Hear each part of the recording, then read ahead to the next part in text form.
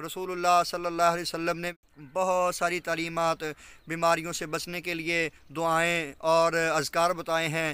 چند ایک بیان کرتا ہوں، جیسا کہ اعوذ بکلمات اللہ التامات من شر ما خلق، اور دوسری دعا بسم اللہ الذی لا یضر مع اسمہ شیء فی الارض ولا فی السماء وهو السمیع العلیم، اور تیسری دعا اللہم عافنی فی بدنی، اللہم عافنی فی سمعی، اللہم عافنی فی بصری۔ اس طرح بہت ساری دعائیں جو اسلام ہمیں سکھلاتا ہے۔ ربنا آتنا فی الدنیا حسنہ وفی الآخرۃ حسنہ وقنا عذاب النار، کیونکہ اسلام ایک عالمی مذہب ہے، آفاقی دین ہے۔ اسلام کی حقانیت میں کوئی شک نہیں ہے۔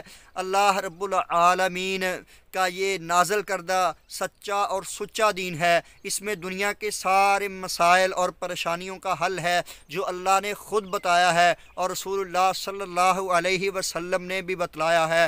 اسلام بخوبی ہماری رہنمائی کرتا ہے کہ مشکلوں اور مصیبتوں سے نکلنا کیسے ہے، مشکلات سے بچنا کیسے ہے۔ آپ گھر سے نکلے ہیں، اسلام کہتا ہے دعا پڑھو بسم اللہ توکلت علی اللہ لا حول ولا قوت الا باللہ۔ آپ سفر پہ نکلے ہیں، اسلام کہتا ہے دعا پڑھو سبحان الذی سخر لنا ھذا وما كنا له مقرنین وانا الی ربنا لمنقلبون۔ آپ کھانا کھانے لگے ہیں، آپ کہیں اور جانے لگے ہیں، قضائے حاجت کے وقت اسلام دعائیں سکھلاتا ہے۔ جتنی اسلام نے دعائیں سکھلائی ہیں یہ فقط اسلام نے اس لیے سکھلائی ہیں کہ انسان بیماریوں سے، لوگوں کے شر سے، جنات کے شر سے محفوظ رہے۔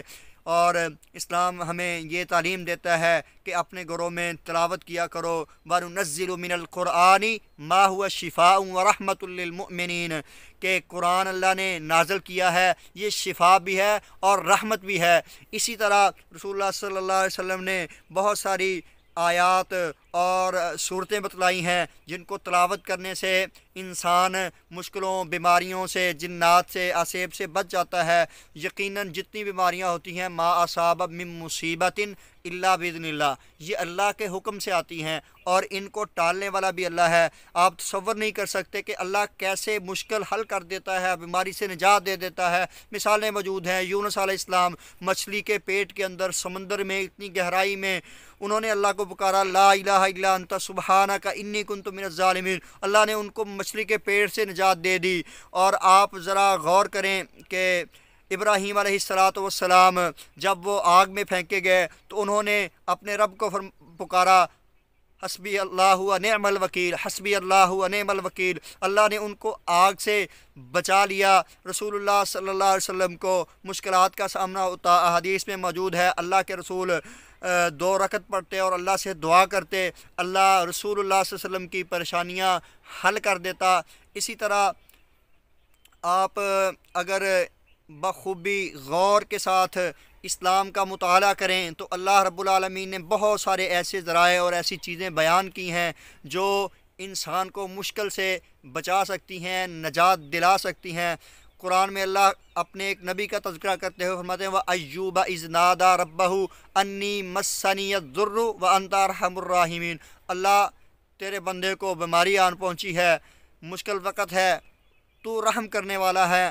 تو اس نبی نے اتنی لمبی بیماری کاٹی، ایوب علیہ السلام نے آخر انہوں نے اللہ رب العالمین سے دعا کی اور اللہ نے ان کو اتنا لمبا عرصہ بیمار رکھنے کے باوجود شفا دی، صحت یاب کیا۔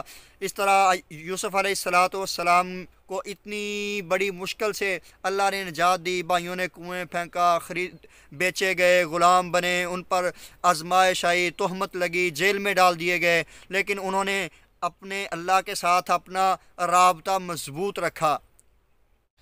اسلام تو ایک بہترین نمونہ ہے، انسانی زندگی کے لیے مشعل راہ ہے۔